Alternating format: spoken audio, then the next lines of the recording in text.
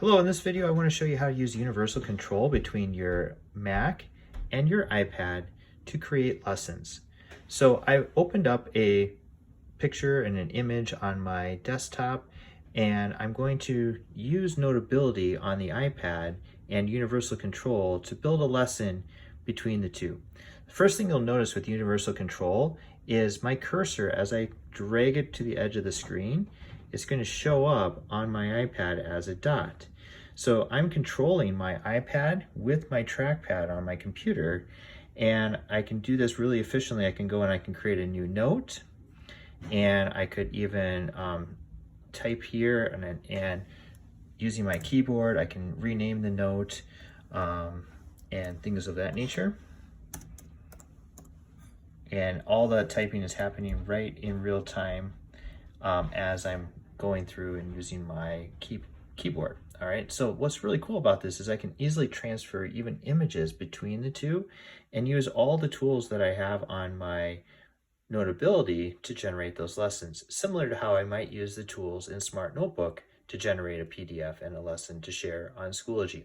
So for example, I can go to my computer and I'm going to just long press, and I'm going to grab this image, dragging the image across. It now shows up on my Notability screen on my iPad. Letting go inserts that image just as if I was to copy and paste it. Now I can go in and I can modify that image, I can add text, I can basically create my lessons right here in Notability, just like I might with Smart Notebook. When I'm done, another great tool is if I save this to my, and I share to the file on my iPad, the Files app on my iPad, that'll make it really easy. And the Files app often shows up right here, Save to Files. This will make it really easy to drag and drop from my computer, from my iPad right to my computer using universal control as well. So if I do that, I'm going to notice right here, I'm just going to put it on to, let's put it right in here in school. We'll put in this image file for right now. I'm going to save that. All right, and now I'm just going to close the Notability file, and I'm going to open up my files on my iPad. And notice I can use my iPad screen just like a giant touch screen as well. So I'm going to tap on Files, and let's go and find that file. So that was an iCloud Drive, Ben School, and I put it into Images, and there's the file. Okay, I just saved the file to my files on my iPad, and you can see that here.